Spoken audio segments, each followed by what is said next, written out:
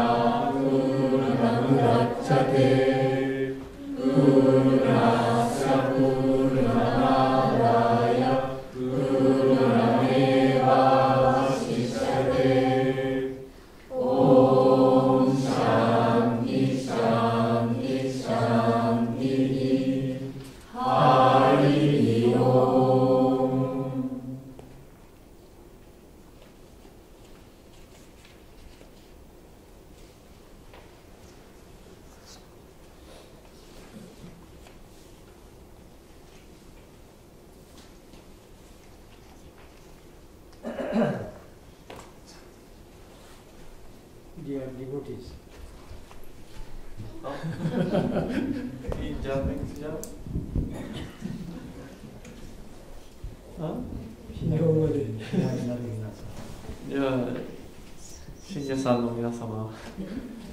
Good afternoon.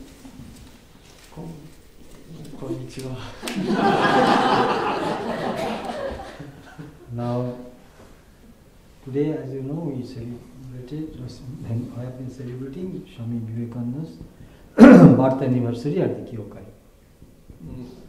ご存知、と思うなんですけれども、今日、スワミ・ビベカナンダの誕生日をお祝いしています。So morning time we had the ritual, now afternoon discourse and songs. で、今朝、儀式を行われまして、午後、アキラマハラジの講話と、歌があります。As you know, in India, many yogis, very famous yogis, and some yogis also not known to us at all. So they live in Himalaya. ご存知かと思いますが、ヒマラヤで、たくさんの、ヨギ、が住んでいます。有名な。そうです。So we are very fortunate that we have one Himalayan yogi here today with us. で、今日はヒマラヤからいらした偉大なヨギの一人の何でしょう。We are fortunate to have. 本当に恵まれています。Anyway, he is also very dear to us. で、彼は私たちとの関係はとても親しい。And his name is Swami Shamanandaji. で、彼の出家名はスワミ・シャマーナンダジ。Shama is, Vedantic practice. One needs the discipline of Shama and Dhamma. So Shama means control of mind. So that Shama plus Ananda, Shama Ananda. で、ベダンタ哲学においてシャマは、心のコントロールという意味です。プラスアナンダ至福。You can easily understand that he basically was from Japan, but I don't know how much his face looks like an Indian now. After 35 years, as they say, my face has become, when I go to India, they say you look like a Japanese. I do not understand, but they say like that. で、アキラマハラジが、シャマナンダジマハラジが日本生まれ日本人なんですけれども、インドで滞在している期間が長いので、顔が、インドっぽくなったかもしれません。で、マハラジがインドに行くときに、マハラジあなたの顔は日本人のような顔になったと言われます。So I am for 25 years about, and he is more than me in India. 35 years. で、アキラマハラジはインドで35年間ぐらい滞在している。So first, when the center was not affiliated, he used to live in our main building. 支部になる前に、正式な支部になる前に、マハラジがあちらの本館で、お住まいにしていました。The would-be monk. The would-be monk. まあ、見習い像でした。So how long you stayed that time lived? My connection is 6 years. No. After making ashram, maybe. Which year it is opened? 1984. Affiliation. 84. Affiliation. Building was 1960. This building was 1974. 78. 78. Yes, this building 70. Bhutashan opened. Maybe 5 years. 5 years you lived here? This ashram? Oh, sometimes I went back to my home and sometimes I came. Oh my, I didn't know it. 5 years, so that's the vibration spiritually already surcharged, the center. So in Japanese. Anyway, so then he had gone to India and in 1983 and joined first of all Hyderabad? No, 83. From 83 I joined Jogodhan. Jogodhan. First 83 had gone to Jogodhan. So there is Kapurgachi near Calcutta, now in Calcutta. So he joined that branch in 1983. そして、アキラマハラジは、インドに1983年にいて、カルカッタのジャガダ、ヨゴディアン、ヨゴディアン、ヨガディアナ。ヨガディアナのセンターで、ジョインしました。And he was initiated by Revered Swami Bhuteshanandaji, he who had visited Japan Center 9 times and as president one time, total 10 times visited. で、元ラーマクリスタミッション長のブテシャナンダジマハラジからのイニシエーションを受けました。で、ブテシャナンダジは日本に10回ほどいらした。Then he was initiated into Sunnash in 1989 and then moved to Mayavati. Oh no. Oh, 89. Moved to Mayavati in 1989, 93 is sannyasa. 93 is sannyas. So he moved to in 89. After TC. 89. So about almost 30 years. So Sanjunen, so for 30 years he is now in Mayavati ashram. そしてマハラジが1989年からマヤバティに、住んでおりで、93年に、出家の誓願を最終の出家の誓願を立てて、で今まで約30年、35年ですよね、インドで。インドです。でマヤバティで30年。30年、はい。Anyway, so then you know Mayavati is a very special type of branch of Ramakrishna Mission. In fact, basically it was a different organization, though the members, trustees are the same.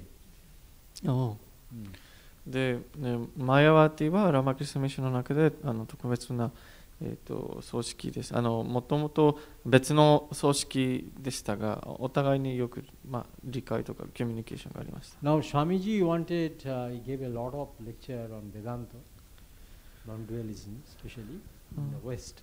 So he wanted to establish a start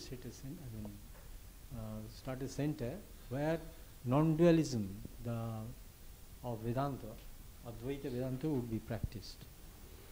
でスワミ・ビベカナンダは、西洋にいた時によく非人間論的な哲学についてお話しされてたんです。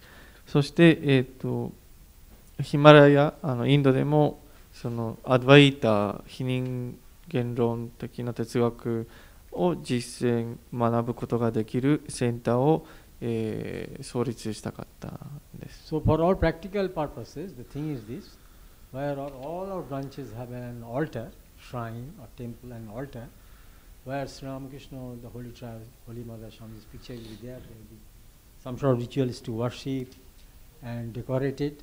But at this center, Mayavati, so there is a shrine, but there is no altar. で、ラマクリスタミッションの総員の、寺院とかの中に必ずシュラインがあって、そのシュラインの中に、タクール、スワミジとホリマザの写真があり、儀式とかいろいろ行われているんですけれども、マヤワティでは、シュラインがありますけれども、写真とかは一切ないんです。Or you better tell it that is a prayer hall, some sort of prayer hall. You don't even call it shrine, you can just a prayer hall. 祈りの部屋があります。Now, the thing is this, for the strict non-dualists, they don't want any help of ritualism, or they don't want to practice this ritualism, so they just go straight to the highest, realize the highest reality, I mean absolute reality, that is Brahman. で、正統的な非人間論者は、儀式をしないでそのまままっすぐ絶対的な真理、事実の世界へたどり着こうとしています。So, it was started by a British couple, Captain Xavier and his wife, according to Swamiji's wish, and Swamiji himself had visited that ashram, Mayavati ashram. そしてこのマヤワティアシュラムは、イギリスの夫婦、セビアタイとその奥さんが、設立しました。で、それもスワミジの希望でした。1897 or 1998? 18? Which year Mayavati? 99. 1899. So 1899 it was established. 1899年に設立されました。So that is in fact a very big hill area with many forests, and the locality is quite far from it. So almost that's the only place where the monks they live, and marketing and any other thing they have to go quite a far distance. Before there are quite wild animals. So especially in the winter there is lots of snowing. Nowadays there not that much snow. So you can understand how difficult was to live there and to do spiritual practice and do some publication works and other things. でマヤワティアシュラムが置かれている環境は、山なんですけれども、とても広い、エリアで、昔は近くに、町とか、市場とかが遠かったので、買い物とかするときに結構道のりがなかった。今はもうそうなんですけども、道があるんです。で、昔結構雪が降ってたり、野生動物がたくさんがいたりしたので、どれほど大変な、状況の、下で、修行をする必要があったのかを想像できると思います。So there is only special season when the visitors would be allowed to that. Otherwise, the monks would live by themselves. Maybe that time 10 or 12, 10 monks around that and some workers. So in the morning they would see the same face, and in the night also they would see the same face and go to bed. Next morning they would also see the same face and go to the bed after seeing the same face. そして、So that was before, right? So that's yes, that history I'm telling. Okay. で前は、お坊さんと、従業員を含めて10から12人しかいなくて、で、そしてマヤワティに、滞在する、時期があって、その時期以外は誰も泊まることができなかった。だからその誰も泊まることができない時期に10から12人くらいしかいなくて、朝起きるとその人たちの顔をお互いに見て、で夜になると同じ人の顔を見て、で寝て、で次の朝起きて同じ人の顔をまた見て、そのように毎日毎日。また同じ顔を見て寝る。最近、but not very 最近。But after some years, there are some visitors are allowed, but only in special season. Still now, visitors are not allowed all throughout the year. Only in special season they are allowed. So even now, more or less the same situation. 今もっとお客様、信者さんが泊まれるようになってるんですけれども、特別な時期でなければ、宿泊が、不可能なので、昔と大体同じ状況が続いております。The main work of Maharaj is one of the taking care of the garden.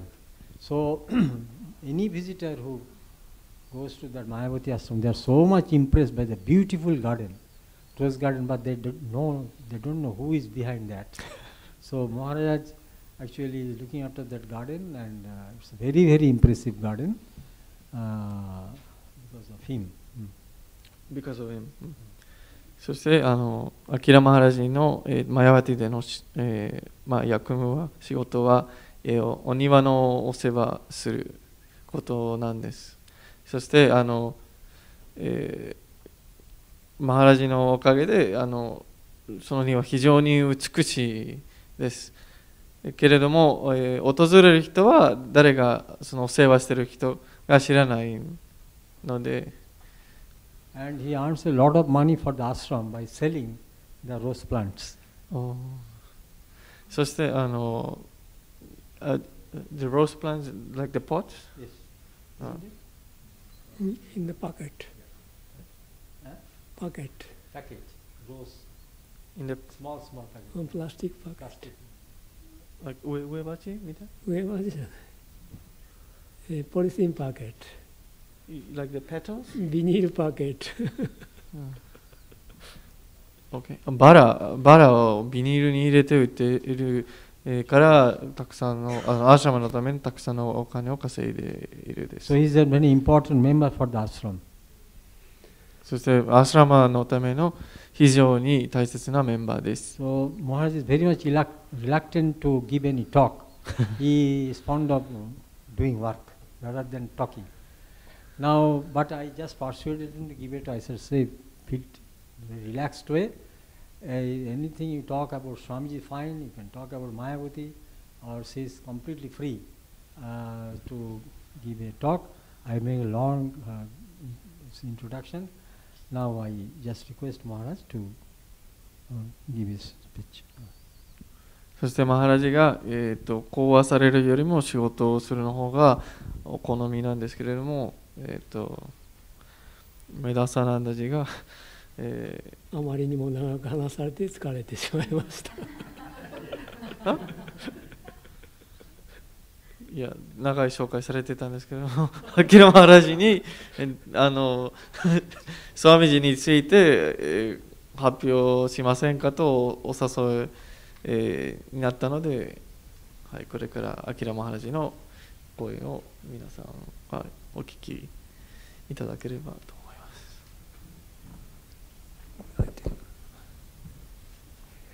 ます。今スワミメーダサナンダジが紹介なされたように、私は前畑に住んでいます。私が前畑に行ったのは30年前で、その頃読んだ本の中にスワミ・ビベカナンダの思い出を書いた話がありました。それはスワミ・ビベカナンダがアメリカである家族の家に住んでいた時の話です。その家には小さな子供があり、スワミ・ビベカナンダはレクチャーから帰ってくるとその子供と一緒にいろんなことを話しました。その話は未来の人たちがどのようであるか、どのように振る舞うかを語ったのですが、その少年は小さかったので話の詳しい内容を覚えていません。それで彼がレミニセンスに書いたのはスワミ・ビベカナンダの印象とかを書いただけです。それで私は今日は未来の人々がどのようであるか、どのように振る舞うかを考えてみたいと思って話をすることにしました。Now changing language. So, Maharaj said that as Medasanandaji just presented him, he has been living in India for 30 years. And then he introduced today's lecture's topic. He said that he read a book on Swami Vivekananda's reminiscences in America, and there's one story where he after he gave a talk, he went and talked with a child in America, and the topic of that conversation was how would people in the future live and act. So that's the topic of my lecture today. その話をする理由は、私たちが将来どのようになるべきかを知るためです。So the reason for why I chose this topic is because in order to know how should we act, what should we become in the future.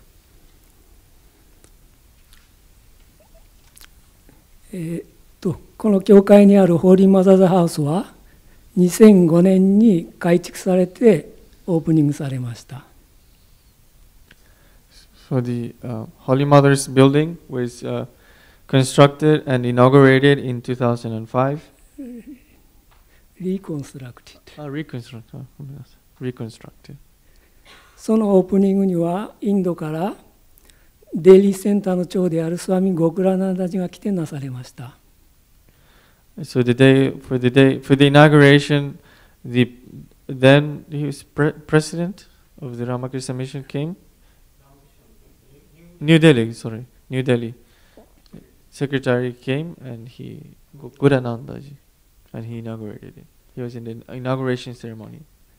彼がデイリーセンターの長になる前は、インドの北東部のメガラヤ州のチェラポンジのセンター長でした。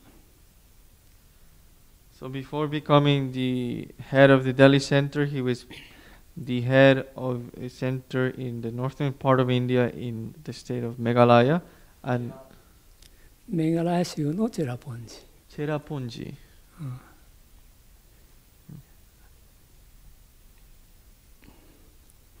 インドのメガラヤ州は現在人口が1400万人です。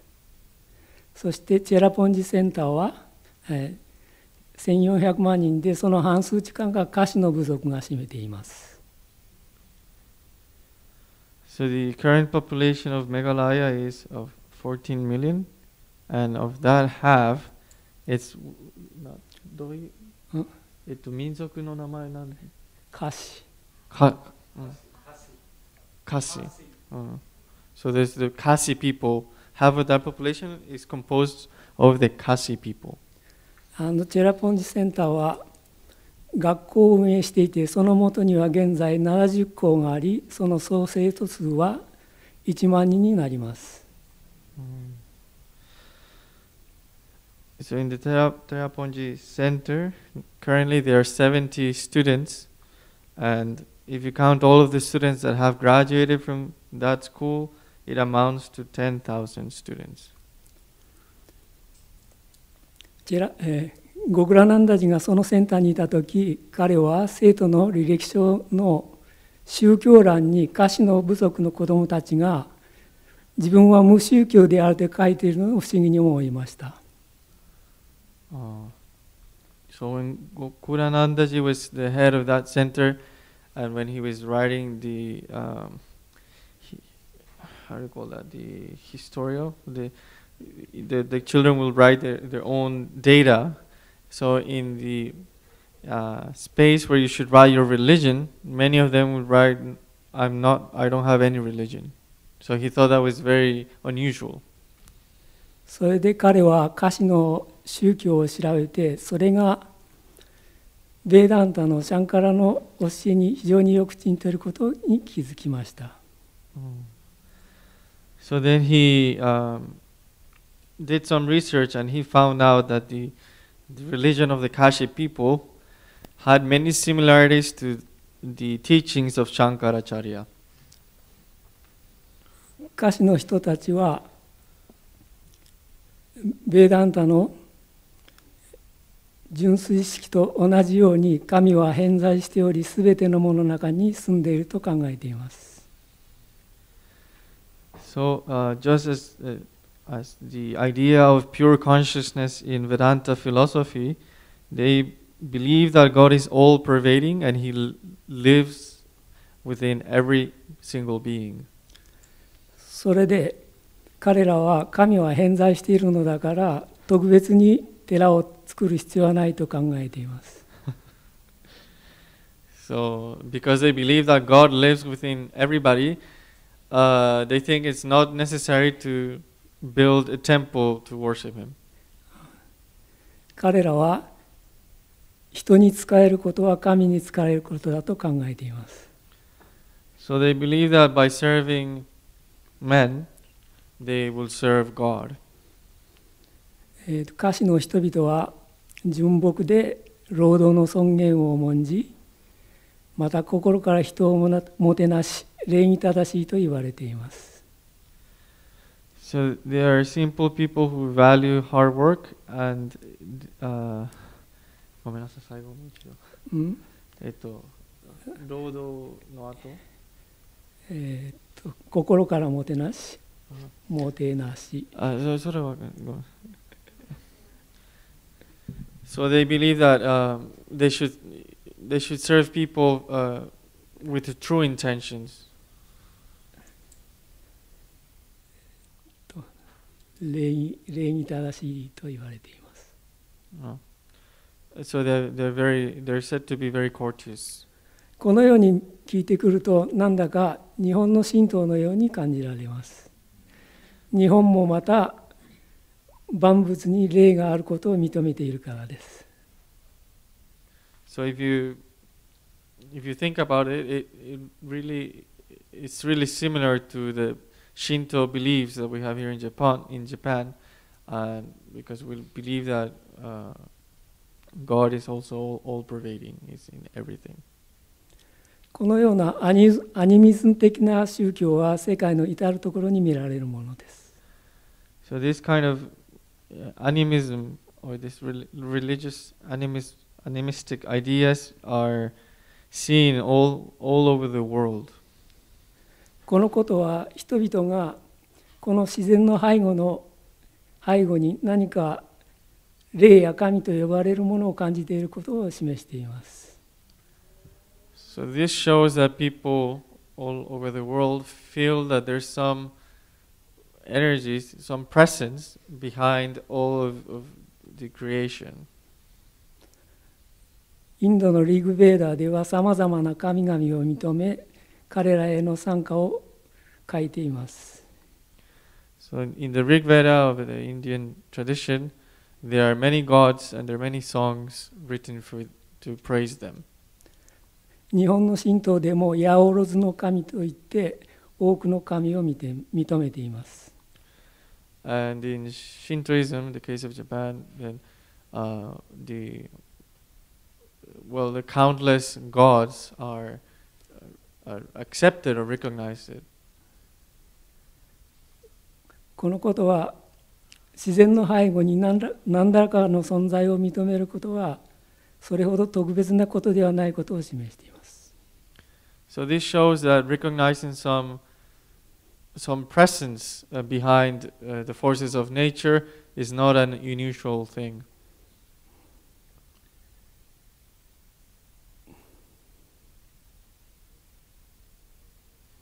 それから何だった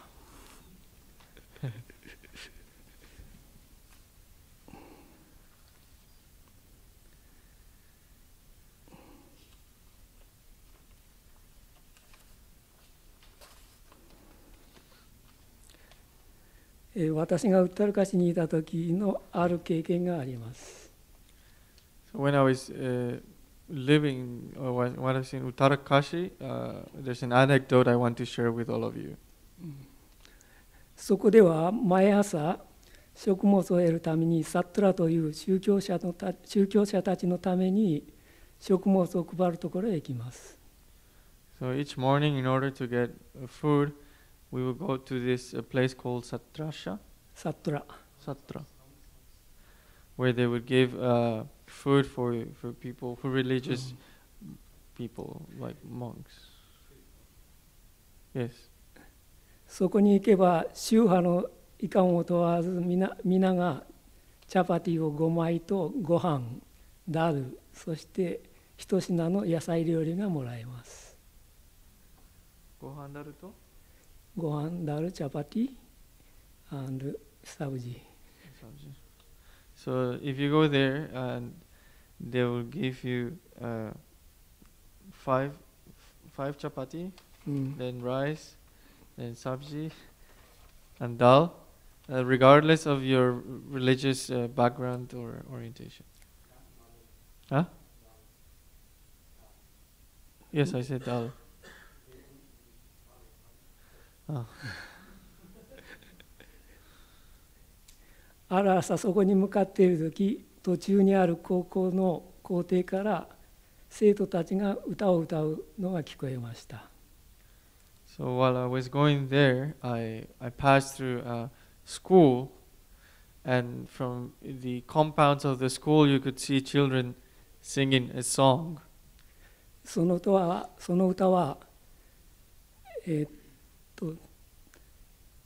トワメママタチャピタトワメーバという歌です。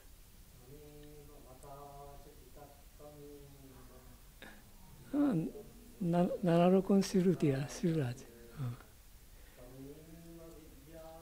ドラビナン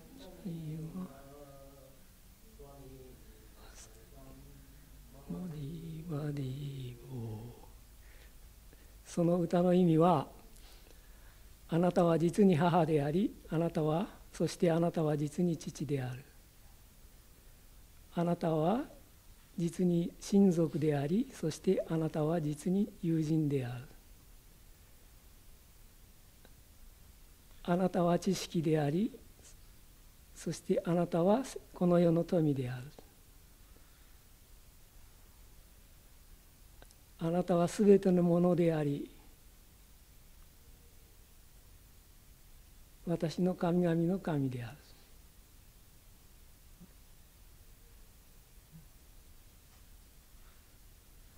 So the children were singing the song which you just heard, and the meaning of that song is it's regarding God, and it says, you are indeed my mother, my father, my family, my friend. You are indeed knowledge. You are indeed the true treasure. You are everything, and you are the God of all gods. 私はそれを聞いて、なぜ高校でこのような歌を歌っているのかと思いました。So when I heard that, I thought to myself, why are these children of this school singing this song? しかしインドでは宗教歌を学校で歌ったり演劇することは普通のことと考えられています。So it is very common in India that a religious person will go and chant. That religious songs will be chanted at schools. 宗教歌は宗教の歌です。宗教の歌。それにこれらの歌は何世紀も前の非常に古い歌なのですが、現代でもまだ新鮮な感じがします。So this song is several hundreds of years old, but even to this date, it has a very holy vibration to it. 日本の古い歌だと現在では何か場違いな感じがして、それに歌うのも困難な感じがしますが、インドの歌はそうではありません。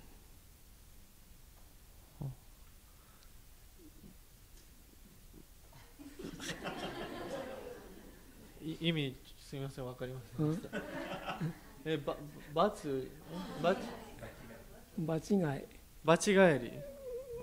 いじゃなくて It is out of place。 場違いの、はい。Okay.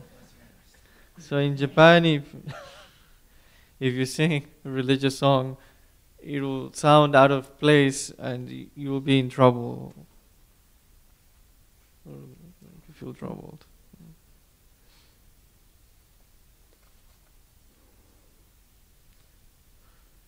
現代でも多くの歌手たちが古い宗教歌を歌っては CD を発売しています。So modern singers even today are singing old religious songs and they're making it into CDs and they're selling them in India. 歌る歌詞の話が出たので、もう2つその時に見たことを話します。So because now we're talking about Uttar Pradesh. Uttar Kashi. Now I'm going to relate two incidents that happened over there. 一つはウッタラカシには女性たちのグループがあり、彼女たちはエカダシの日にお寺へ集まって宗教歌を歌います。Oh.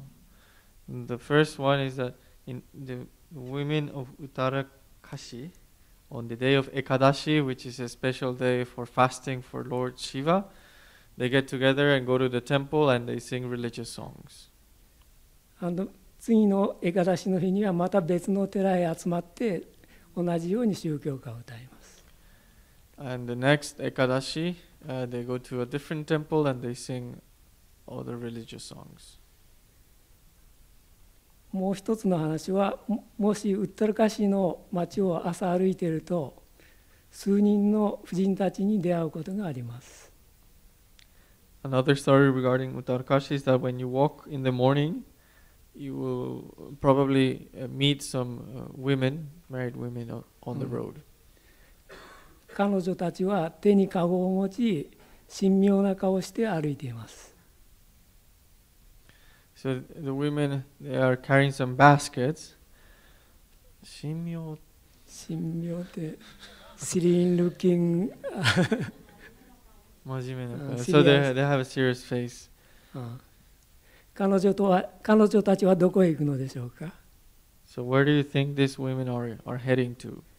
彼女たちは川へ行って、川の中にある適当な石の上に立って、そこでガンジス川を礼拝します。Oh, so they are going to the river where they sit over a rock and they worship the Ganges River. カゴの中にはインセンスや花が入っていて、それで礼拝します。そして川の水をコップで汲んでまた川に備えます。So in their baskets there's incense and flowers, and with that they worship. And they also have a glass where they pick up the water from the river, and while they pour it back into the river, they worship Mother Ganga. さて話を戻してこの歌の意味について考えてみましょう。So now let's go back to the song and let's think about its meaning. もし万物に霊が宿るなら当然人にも宿ることになるのですから、この歌の言っていることは正しいことになります。So if the supposition that the spirit is immanent in all beings, in everything, then the conclusion that it dwells in all beings is also correct. ではその霊とは何なのでしょうか。人はそれぞれ別の霊を持っているのでしょうか、それとも同じ霊を持っているのでしょうか。So what is this spirit? Is it a spirit which is split? So there's a different spirit in each being, or is the same spirit which dwells within each being?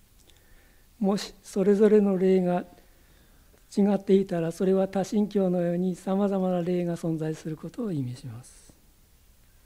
So if there's a different spirit dwelling in each and every being, then it will amount to polytheism.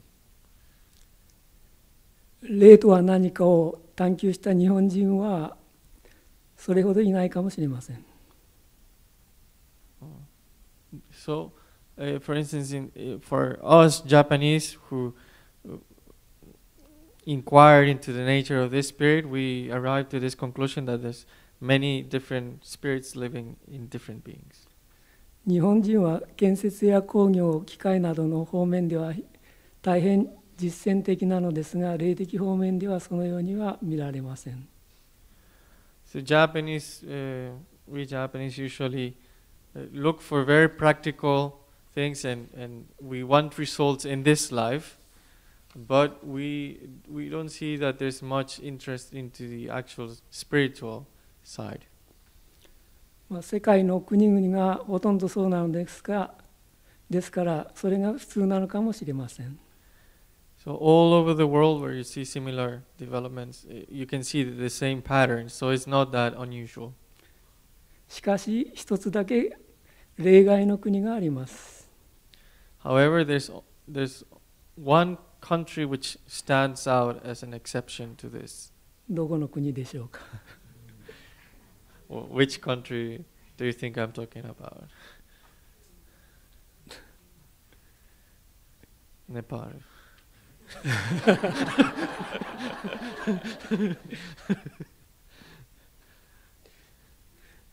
それがインドの国です。That's India. インドの国の歴史を見ると、国の歴史が始まるよりも宗教の歴史の方がはるか前から始まっていたように見えます。So if we inquire into the beginnings of Indian history, we can realize that actually before history began in India, religion had begun long time before that. そしてさらに驚くべきことは、彼らは宗教の方面においてはいかなる正義を設けることなく大胆に自由に追求していることです。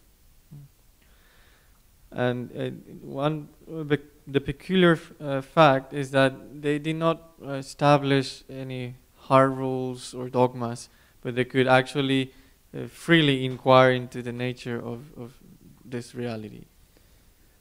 多くの人々が人生のすべてをかけて追求していることです。And many people devoted their whole lives to the quest for this truth. そしてそれらのうちの少数の人が霊とは何かを直接体験し悟っていることです。So among those many who are searching, there's a few who actually had a direct experience with the Spirit, and they became self-realized. 彼らは古い時代にはリシとして知られ、彼らの教えはウパニシャットとして残っています。So these people were known in ancient times as rishis, and their writings have been left to us as in the form of the Upanishads.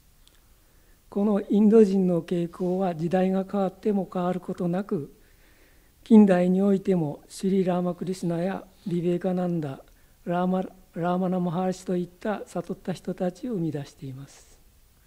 So this tendency has not changed even in our modern times, because we had people like Sri Ramakrishna, Swami Vivekananda, and Ramana Maharishi who have realized God, the truth. では、リシたちは霊についてどのように言っているのでしょうか。So what do rishis have to say about the spirit? シュベータ・シュバタラ・ウパニシャッドには、輝けるものデーバがすべてのものに入ったと言われています。So in this Sveshvatara? シュベータラ・シュバ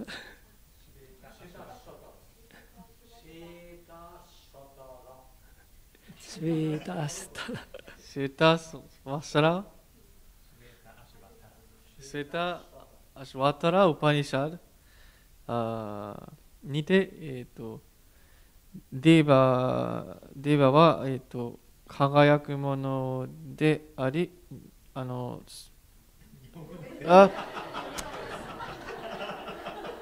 めんなさい。Sorry.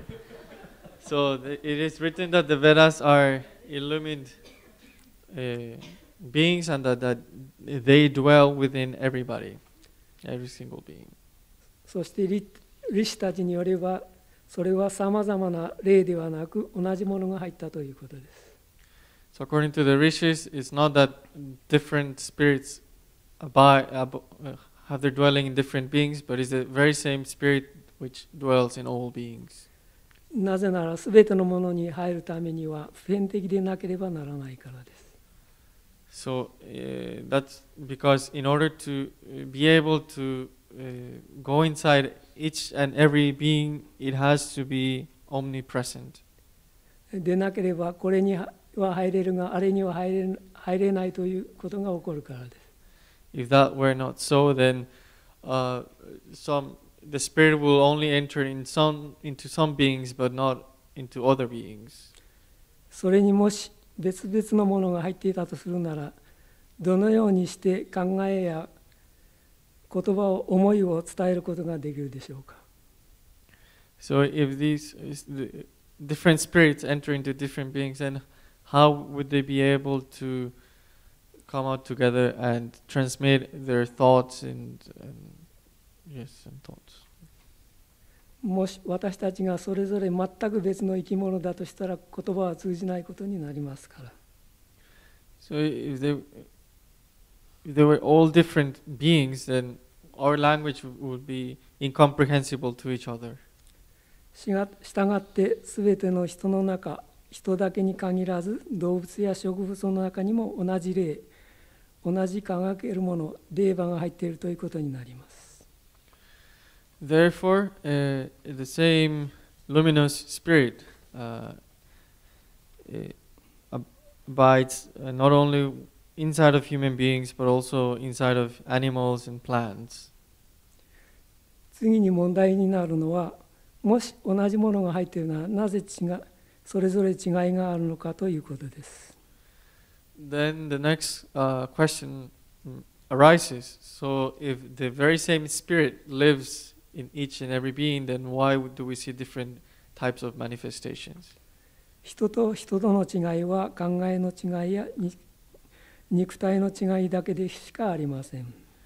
So the differences between one person and another is just a difference between the way of thinking and their physical constitution.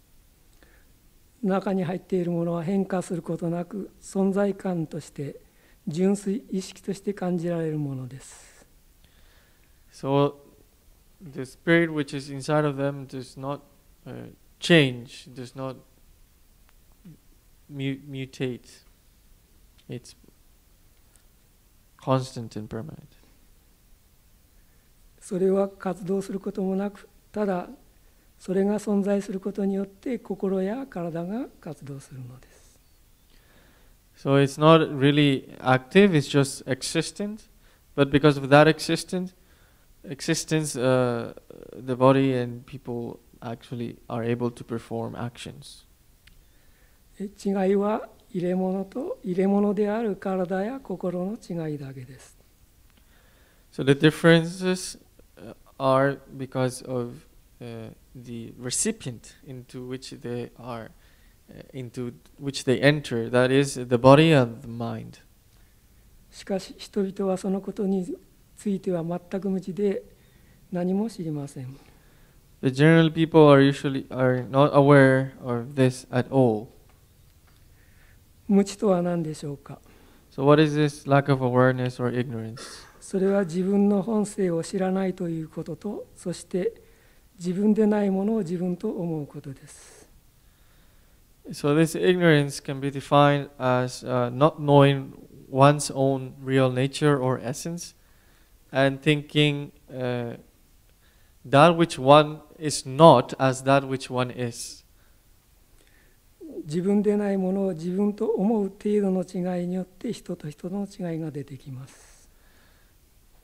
So because people believe that they are that which they are not, then that's the cause why we see all these differences among everybody. 自分の本性が何かを知るほど人は進歩していることになります。So in the degree in which people know their own essence, we can say that they have advanced. チャンドーギャ・ウパニシャドの中に一つの話があります。So in the Chandogya Upanishad, there's one story. それはアシュラのリーダーであるビローチャナと神々のリーダーであるインドラがプラジャパティのところに行き、アートマンは何かを学ぼうとした話です。So the story implies the head of the Ashuras, like the demons, and the head of the Devas, the luminous beings. So for the demons it was Virochana, and for the Devas was Indra, and they went to the teacher Prajapati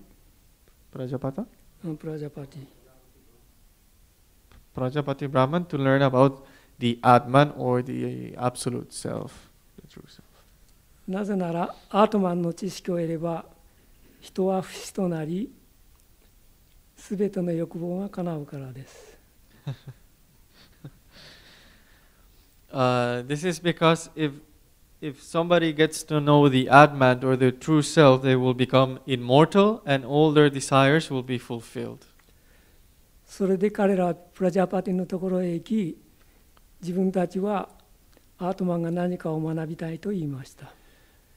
So they headed to Prajapati and they told him that we want to learn what the Atman is. それでプラジャパティは32年間ブラマチャリとして修行しなさいと言いました。So Prajapati's reply was, all right, you first need to do ascetic practices for 30 years as a brahmachari. そして32年後に彼らはプラジャパティに尋ねました。32年 After 32 years. 32 years. Okay. So 32年, sorry.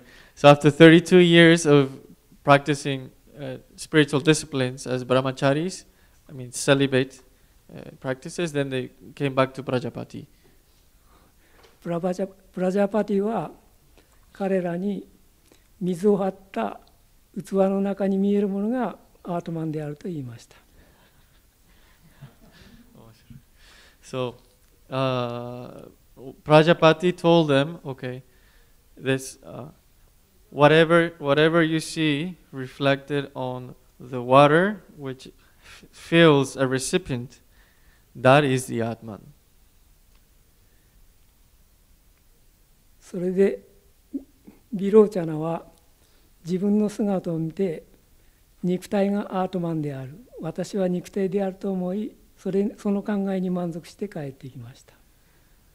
So Virochana, he saw his own reflection on the water, and then he thought, oh, I am my body, I am the body is the Atman. So he was satisfied with that answer, and then he went back to his place. そして他のアシュラたちにも肉体がアートマンであり、肉体を強く健康に、そして快適に過ごさせることが人生の目的であると言って教えました。So Virochana went back to the other his demon brothers and sisters, and he told them that the Atman is the body, so you should make it strong and healthy and give it as much pleasure as you can. That will make you realize the Atman. ギーターの16章にはアシュラたちの生活や特徴について書いてあります。So in the 16th chapter of the Bhagavad Gita, there's a description of the lifestyle and characteristics of the Asuras. ですからアシュラたちについて知りたい人はギータを読んでください。So those of you who want to know more about the Asuras, please read the Bhagavad Gita. 一方インドラも同じように考えて帰っていきましたが、途中で肉体がアートマンであると考えることは間違っていると思いました。On the other hand, Indra, at first he was also convinced that the Atman was the body, and then he was heading back to his own place, but on halfway through, he realized that thinking that the Atman was the body was a mistake. なぜならアートマンじゃなくて肉体はいつかは死ぬからです。アートマンの知識を得れば不滅になるはずなのに死ぬ体になるということはありません。That is because if the Atman is immortal, then it cannot be true that the body is the Atman because the body will perish one day. それで彼はプラジャパティのところに行き、そのように言いました。So he went back to Prajapati and he told him what he had realized. それでプラジャパティはそれならもう32年間修行してくださいと言いました。So then Prajapati told him, all right, if that is the case, then practice for another 32 years. 32年後、インドラがププラジャパティに尋ねると、プラジャパティは答えました。夢の中で活動しているものがアートマンであると。So after 32 years of spiritual practice, he came back to Prajapati, and Prajapati's answer was, the mental activities or whatever you see in your dreams is the Atman. それでインドラはその答えに満足して帰っていきましたが、また途中で考えました。So at that time when he heard that, Indra was satisfied and he was heading back, but halfway through he realized maybe that's not true either. It's a mistake to think like that. なぜなら夢の中では肉体の変化に影響されることはないからです。しかし夢の中では夢の中の経験が変化を与えるから、これもアートマンではないと分かりました。So although in the dreams the dreams will not change the body, but within the dreams there's changes within the dream itself. So that means that the unchangeable Atman is changing inside of the dream. So it's not the same thing. それでプラジャパティのところへ行き、そのように言うと、プラジャパティはそうですか、32年間また修行してくださいと言いました。So Prajapati said, "Oh, yeah." So Indra went back and reported to Prajapati what he had realized, and Prajapati told him, "All right, so go and do more spiritual practice for another 32 years." 32年後にインドラは尋ねると、プラジャパティは答えました。深い眠りの中にあるものがアートマンであると。So after he practiced and came back to Prajapati, Prajapati told Indra that whatever you see or experience during deep sleep is the Atman. なぜなら深い眠りの中では肉体や夢の中の体も影響されないからです。That is because in deep sleep, neither the physical body or the body that you see in the dream can be affected or are present. しかし夢の中ではアートマンの知識もなければ世界の知識もなく、ただ眠っている人は無意識であるしかすぎません。それでそのような知識に何の益があるかと考えました。So then Indra thought, in deep sleep there's no consciousness whatsoever either of the world or of the Atman. So people are just sleeping fast. So that is not equivalent to the knowledge of Atman. それでプラジャパティのところに帰ってそのように言うと、プラジャパティは言いました。それじゃあもう5年間修行してください。When Indra went to report that to Prajapati, Prajapati told Indra, "All right, you go and practice for another 5 years." それでインドラはアートマンの知識を得るために101年間修行したと言われています。So, プラジャパティはそれをインドラに言いました。はい。So, プラジャパティじゃない。そういうふうに言われています。So it ends up being that actually Indra, in order to attain the knowledge of Brahman, he had to practice 101 years of spiritual discipline. それでプラジャパティがどのような答えをしたかは、教会から出ているウパニシャッドの方に書いてありますので読んでください。So, if you want to know the answer that Prajapati gave to Indra, it is written in the books of the Upanishad which are published by the Vedanta Society, so you can go ahead and read it over there. この話の言わんとしていることは、アートマンの知識を得ようとするならブラマチャーリの修行をしなければならないということ、そして悟った人と一緒に過ごさなければならないということです。So what I want to say through this story, and what this story means is that unless you practice brahmacharya and you live with realized souls or share time with them, you need to do that in order to realize the Atman. スワミ・ビベカナンダは言っています。それぞれの魂は本来神聖である。人生の目的はその神聖さを表すために外的また内的制御によってそれを表さなければならないと言っています。So Swami Vivekananda says that each soul is potentially divine, and the purpose of life is to manifest that divinity within, either through external or internal control. ブラマチャージと修行というのは、つまり肉体の制御と心の制御をすることです。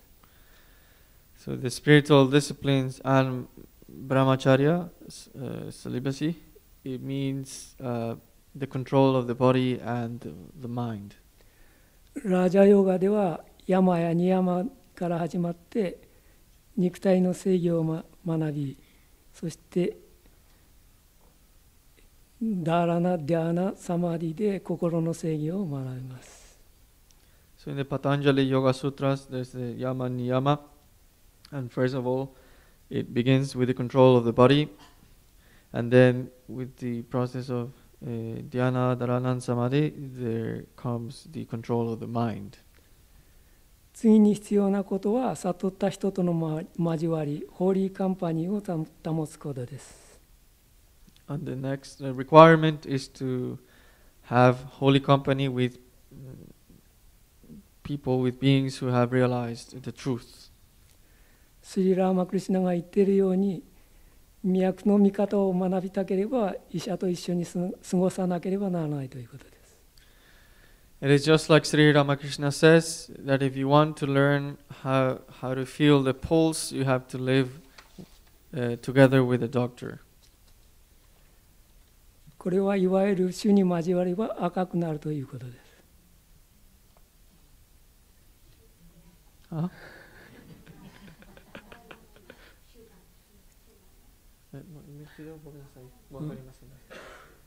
主に交われば赤くなり。神様の主だと思ってます。そうそう、主色の主。So that means if you're, それはことわざ?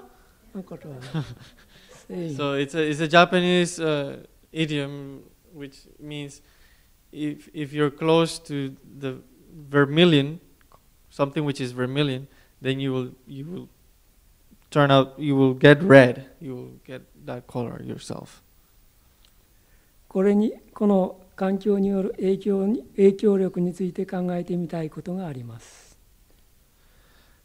So now I want us to think together about the impact that this environment, holy environment, has upon us.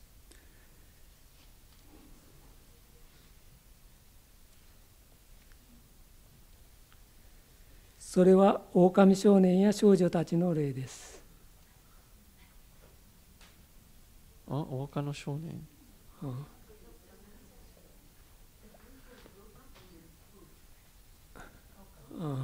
狼少年と少女。Yes. That's what is that? What is her name in English? I forgot the name in English. It's boys who brought up wolves. I don't know the name in English, sorry.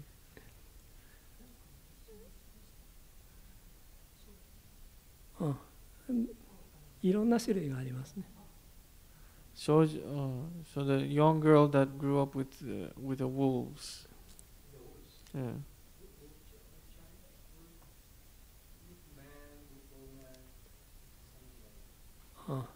There are many cases. Other animals also.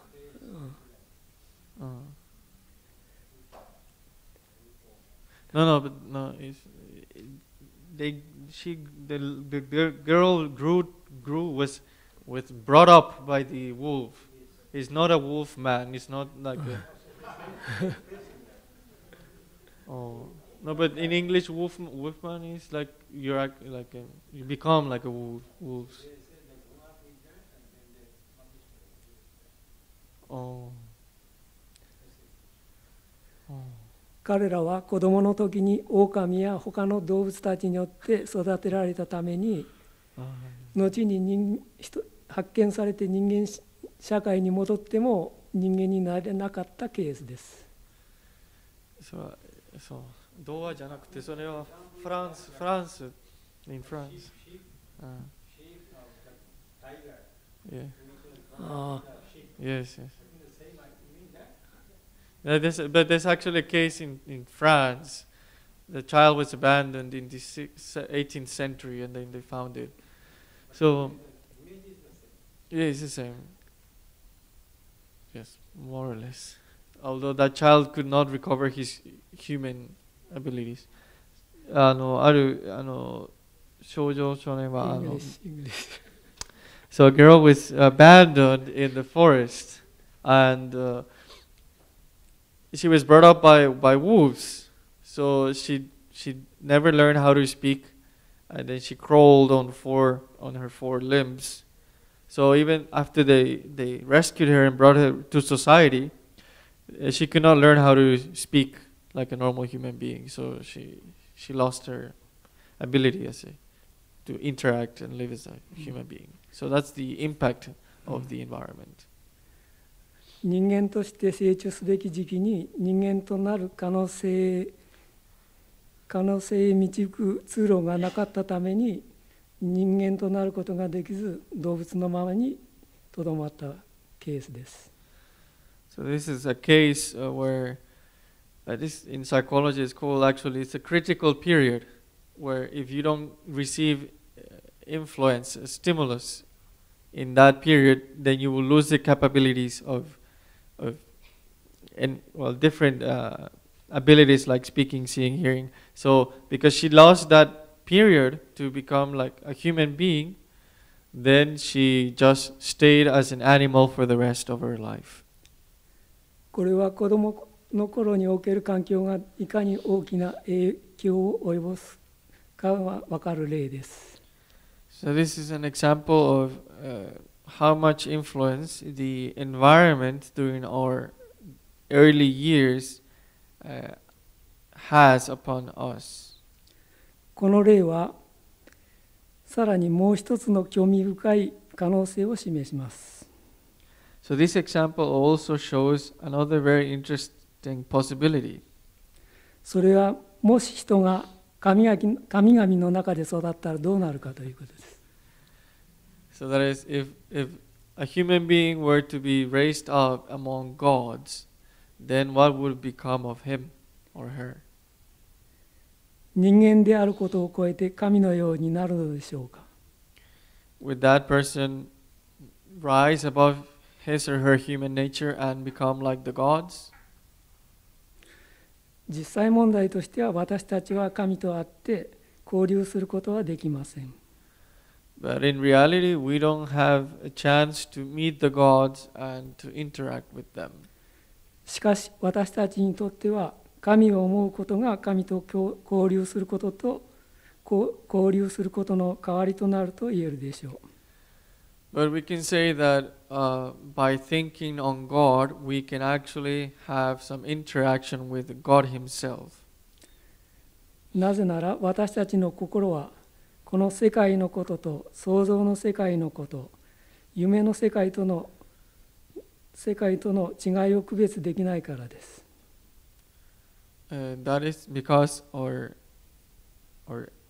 essence cannot distinguish between the physical reality, the reality of or the world of imagination and the dream world. ただ私たちがこれは現実世界であり、あれは創造の世界であると思っていることが違いを作っています。Those differences are only created because we think that the physical world and the world of imagination and the dream world are different.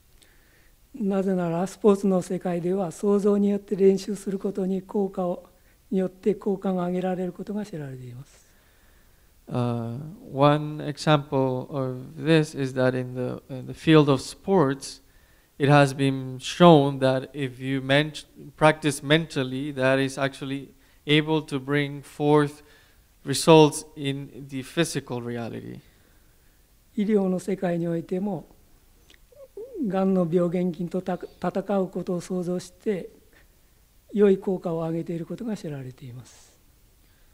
In the field of medicine, when people are fighting against cancer, if they imagine that they're fighting against the pathogens which cause cancer, they can actually alleviate the symptoms.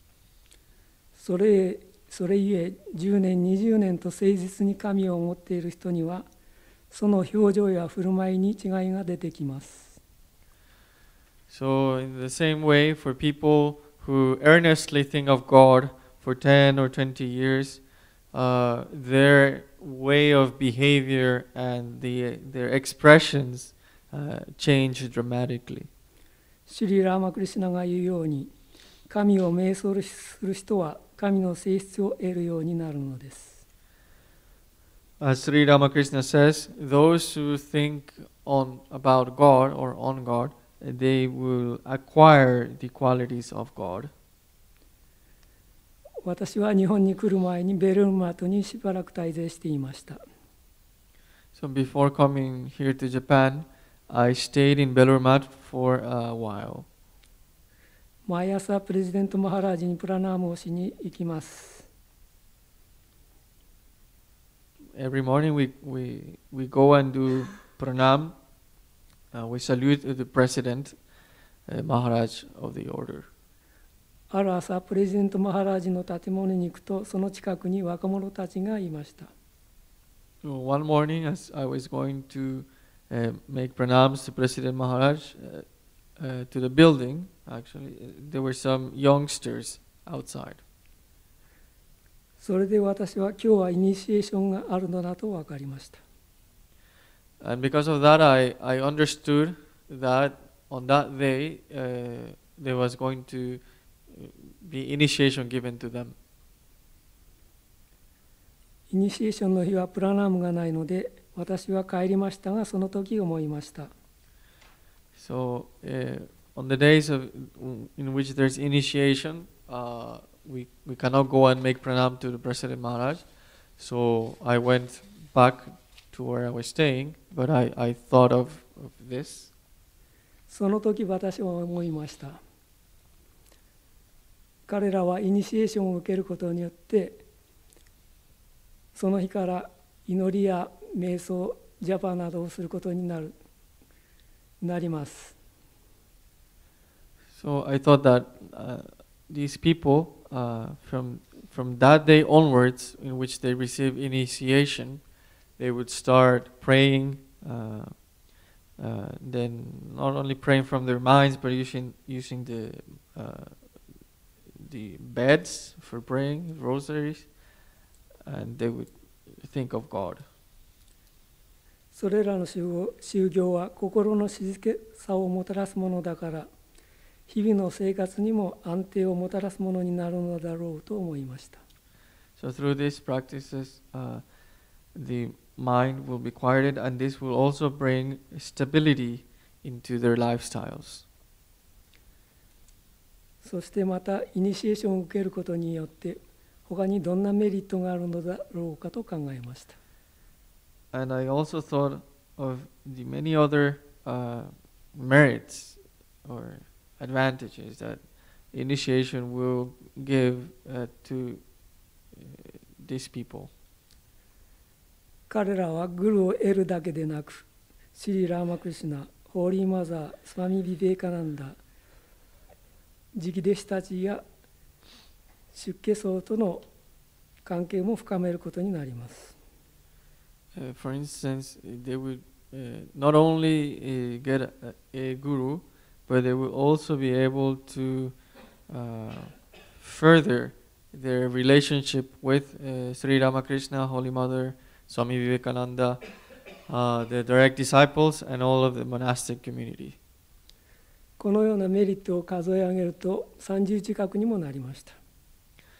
And if we count up all these merits, then it comes up to more than 31. 私たちはイニシエーションを受けることによって神との交流が始まるのだと分かります。So you can understand that by receiving initiation or interaction with God begins. 今まで述べたことをまとめると、第一にある人たちはこの世界の背後に神または霊の存在を感じたということ、そして人の中にも霊が宿っているということです。So to summarize what I have said so far, first, many people feel or believe that there's something called spirit which works behind the forces of nature and which abides, which dwells in all beings. 第二にリシたちによれば、その霊または神は普遍的で唯一の存在であるということです。And according to the rishis, this spirit is actually omnipresent. 第三として、その霊が何かを知るほど人は進歩成長するということです。Third, in the degree to which people are able to realize that spirit, to that degree, you can say that they would advance spiritually. 第四に、その霊が何かを知るためには、私たちは制御とホーリーカンパニーが必要だということです。This is third? Fourth. Fourth means that for us, in order to get to know that spirit, we need both control over minds and body and holy company.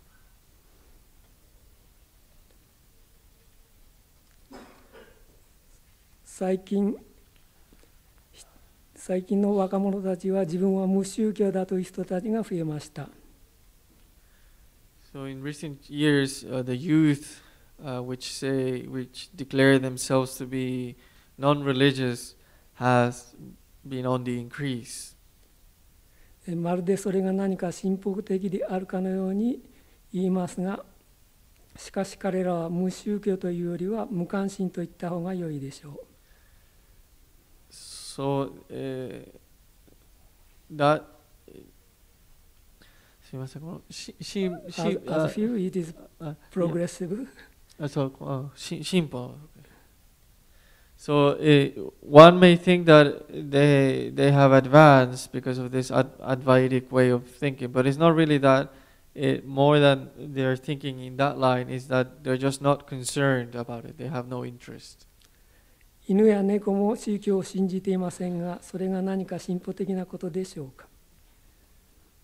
So dogs and cats, they don't believe in God, but that doesn't mean that they have advanced spiritually.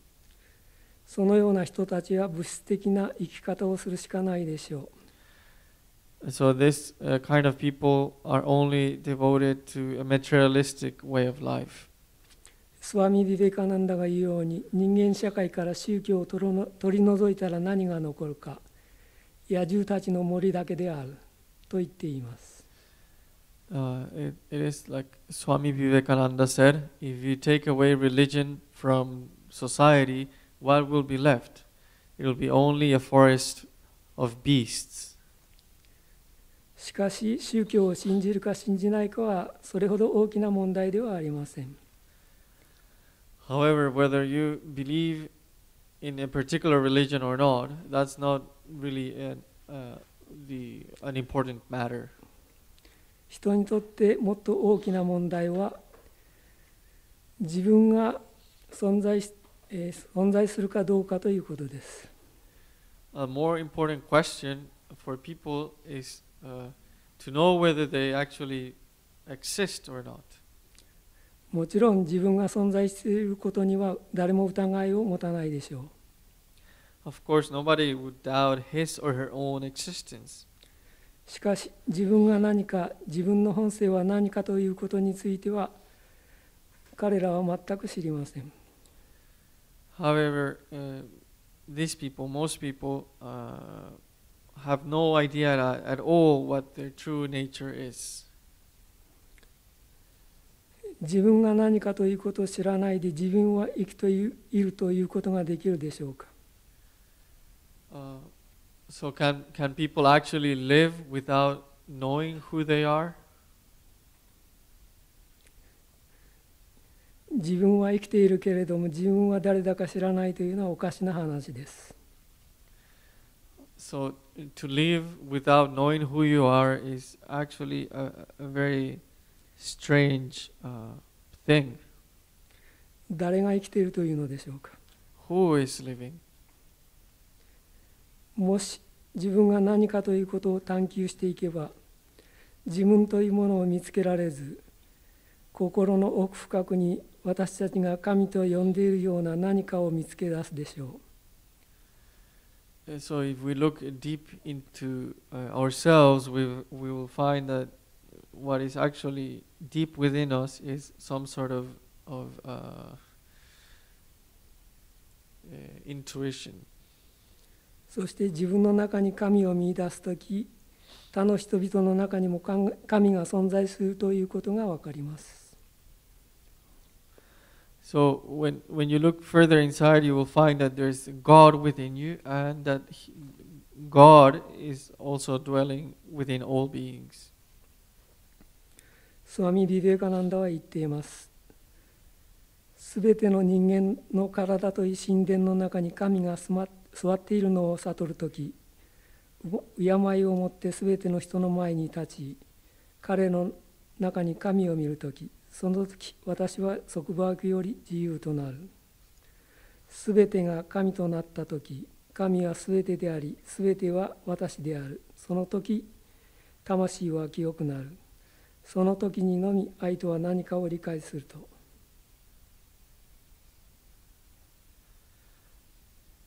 So when people realize that God which dwells within themselves, that time they will realize that it is God that dwells within all, and upon that realization, their souls will be purified. 私たちが見なければならない神は、空の遥か彼方の天国にいる神ではなく、私たちの中にいる神です。So the God which we should see or look for is not a God which is up there in the sky, but is the God that lies within us. スワミ・ビベーカナンダは、誰も何らかの宗教のために生まれたのではない。人は自分の魂の中に宗教を持っていると言っています。真の宗教は私たちの中の魂の目覚めによってくるのであると言っています。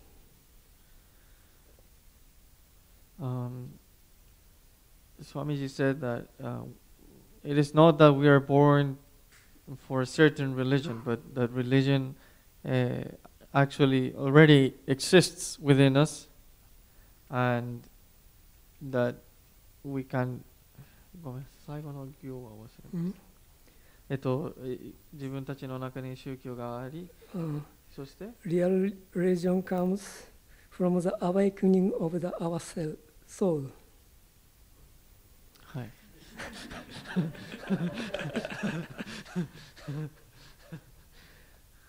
初めに述べましたように、スワミ・ビベーカナンダの思い描いた未来の社会の人々の姿は、今まで述べてきたことからは理解できると思います。So what I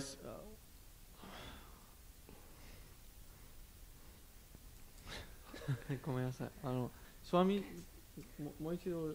初めに述べたように、in the beginning I told you the idea of future people of Vivekananda is of future people. うん未来の人。未来の社会の人々の姿。のそう And you can understand from what I told now. So from what I have said now you can understand, based on the words of Swami Vivekananda, what the way of thinking and acting of the people of the future should be. それは自分の中に神を見、そして人の中にも神を見、敬い愛する社会です。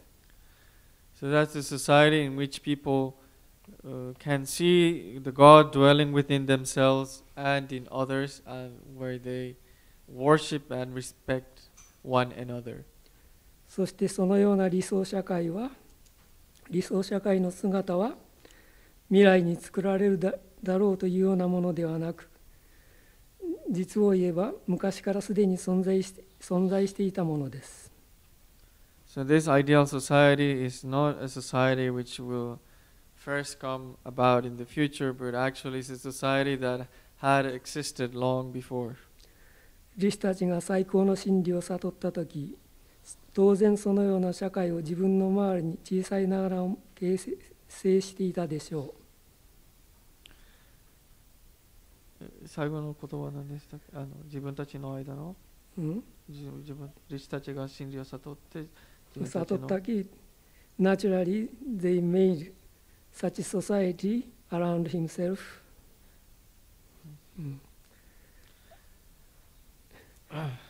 So when the rishis in old ages realized that the truth, the God, they made such an idealistic society around themselves. 同じようにいつの時代でも悟った人たちの周りには理想の社会が小さいながらも形成されていました。So in old times, whenever somebody realized the truth, such idealistic societies were brought forth, however small these societies may have been. 当然ながら私たちもそのような社会を作ることができるということを示しています。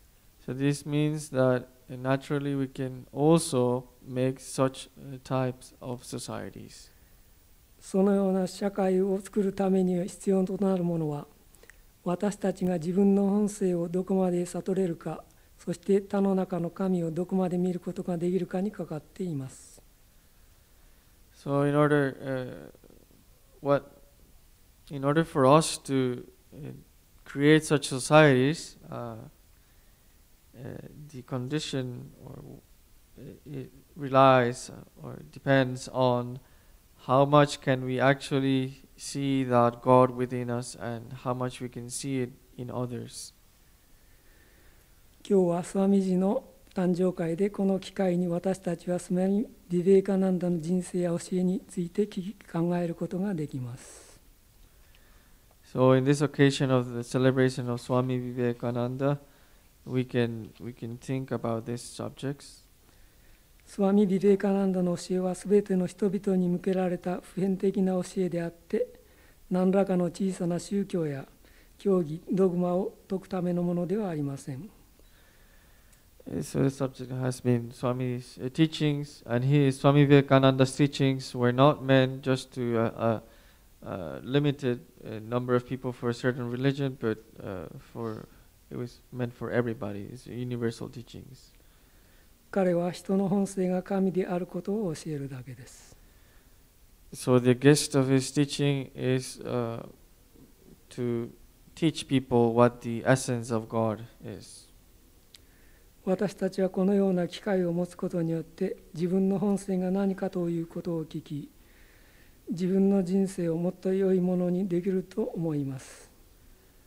So if we take this opportunity, we can actually reflect on what our true self is, and based on that we can make a better society. そしてそのために努力するようになるでしょう。And because of that, won't we actually be making efforts for that? 皆さんがそのような努力をされることを願って私はこの話を終わります。So wishing that everybody will do efforts to realize that, I will now end my talk.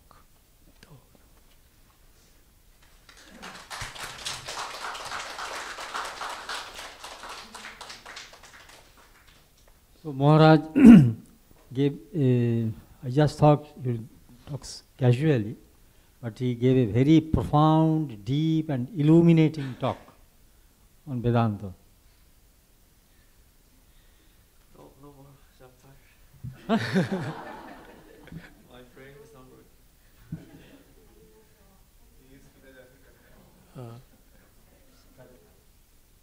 疲れましたか。マハラジがとても深いと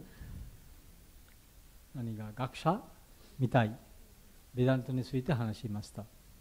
私が考えて多分普通話それではない。とっても準備しました。見ました。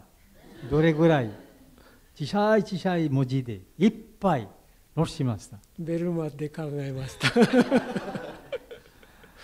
ですけれども皆さんも最後に皆さん実践しましょう。見ましたね。実践しないといけない。ですけれども102年ぐらいかかります。それ考えてください。102年。102 years。もちろん根性でできない。で、来世も続けないといけない。と、マハラジが言うことを実践しないと何も出ない。もう一つ聞くだけでも何もできない。本当は実践自分で、例えば聞くスラマナだけではない。マナナ、それの前、シャマダマ、ヤマニヤマ。その感じで準備しないと何も理解できない。これ言いました、ビローチャナとインドラ。ビローチャナは自分の水に、これ、プラジャパティ・ブランマン先生のこれ助言でした。あなた、水に自分の反射を見て、理解してください、そのもの。と、ビローチャナを見て、自分の姿を見て、とその姿は、アトマンです。と私は考え、みんな我々はビローチャノではないですか。ですけれども、我々は水を使わないで鏡使っています。それだけ違います。と毎日鏡を見て、私その人、その不快ではないですか、我々の。とっても本当は難しいですね。何回もベダントのことを聞いても、読んでても、印象は出てないですね。難しい。本当は難しいです。ですけれども、少しずつバガバッドギター一つあります。少しですけれども、もし実践しますと、結果が大きいです。If we can practice a little, then it has a great effect. そのことを考えて実践しましょう。ですね。で、それで、例えばマハラジの話、本当は深いでしたから、主役は簡単ではなかった。で、リオはこれ一生懸命頑張ってやりましたから、本当はありがとうございました。そして、マハラジともちろん、これありがたいです。その話聞いて、皆さんにもありがたい。今日のボランティアたち、飾り、それからこれ食事を作る皆さん、皆さんに本当はありがとうございました。それの後、今、歌のセッション、どうぞ。Thank you.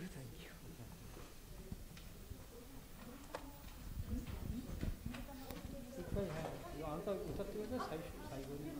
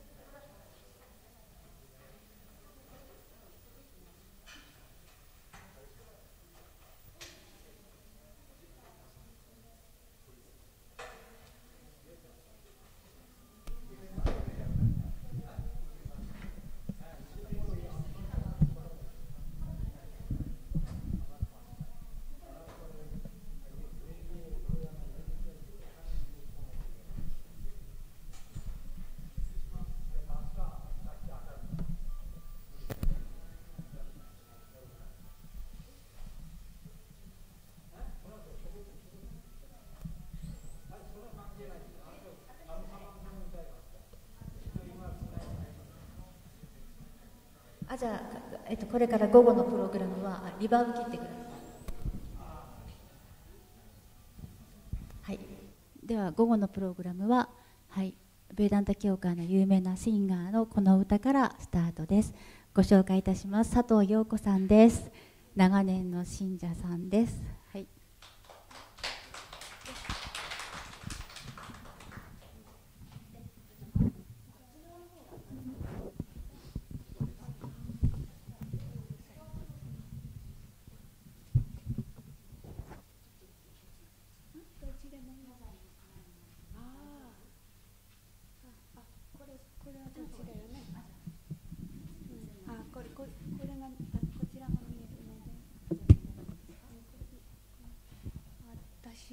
すみません、ものすごい格調高いお話で、もうあまりにも私なんかこんな歌もう歌いたくないほど、もう本当に逃げ出したいくらいです、本当に。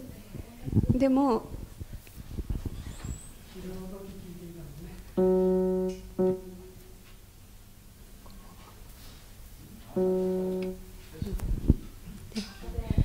じゃあ歌っていいの？はい。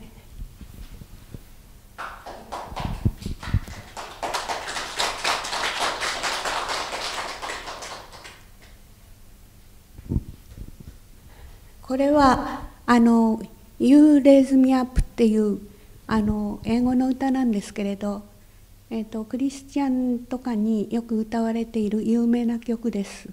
それを4、5年前にYouTube で見たとき非常に感動して、でもそのままになってたんですけれど、自分が作った歌の中からどれを選ぼうかと思っているときに突然これを思い出して、思わずもう引きつけられちゃって、それに貸し付けてしまいました。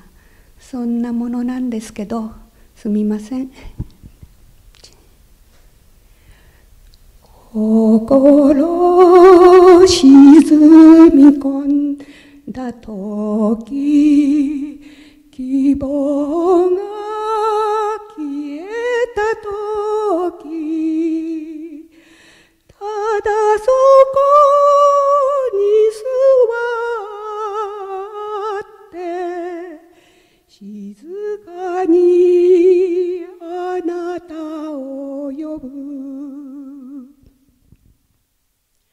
幾度繰り返しても苦みは新しく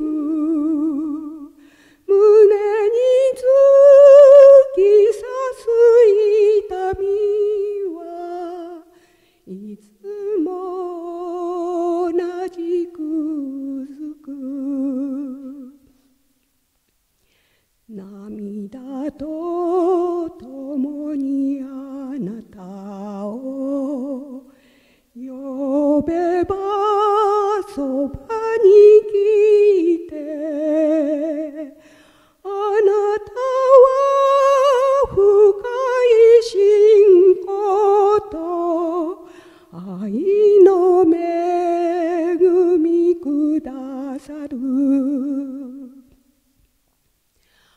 あなたの力と愛が私を支えている。大きな力の秘密、それはあなたの女。すべてに疲れ果てたとき、すがろう主の皆に、清らかな愛の一滴、それでよみがえるだろう。悲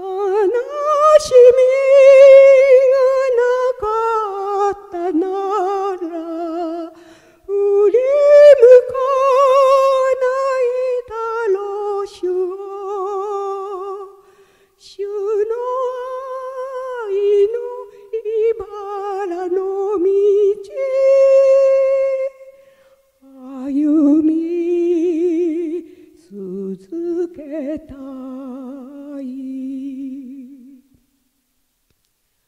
ほとべず最後まで光の中へ共に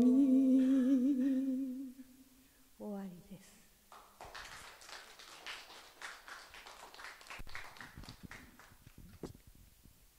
ありがとうございました。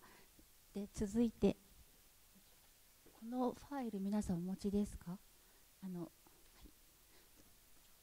じゃあ配ってください。はいはい、ありますね。あれこれ私もMC だけでもしよかったら使ってください。使わないの。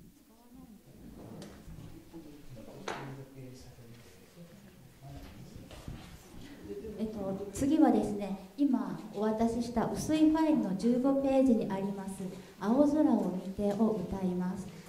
今日アドワイタ・アシュラムからアキラ・マハラジがいらっしゃったですし、タイムリーに先ほどのお話、すべての人の中にデーバがいらっしゃる15ページ「青空を見て」です。でこの曲は自然を見つめる中で永遠の真理、永遠の幸せを求める歌です。青空を見て純粋になりたいと思って、雲を見て識別と放棄を思い、輝く星は英知の光で、青空を見て何も恐れずいつもあなたとつながっていようと誓います。で、輝く星は英知の光、その愛の光はいつも私たちを守ってくれています。この世界はすべて一時的で儚いものですが、目に見える世界も見えない世界もすべては一つ、ブラフマンの現れ、永遠の真理の現れだと歌っています。どうぞ皆さん一緒に歌ってください。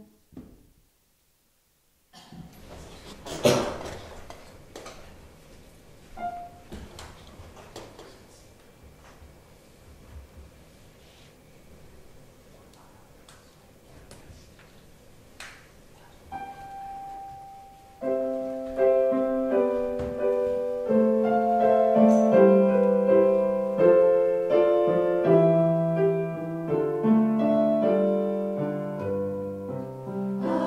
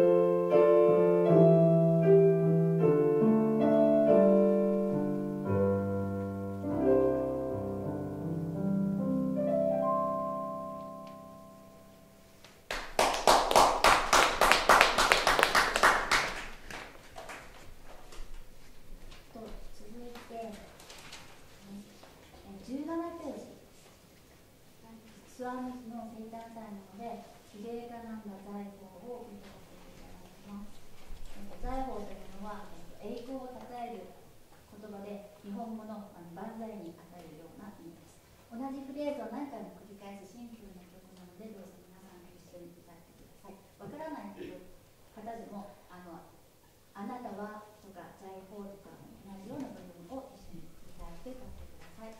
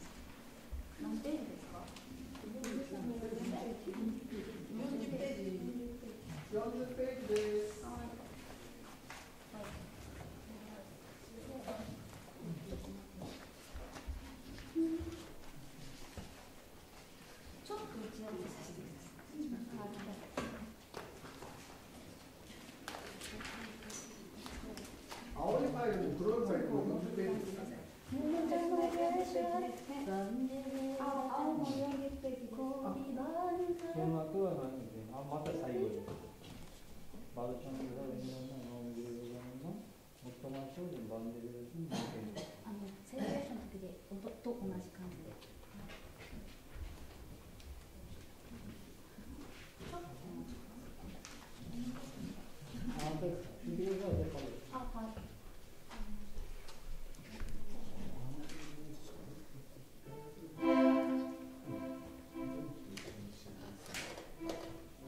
い。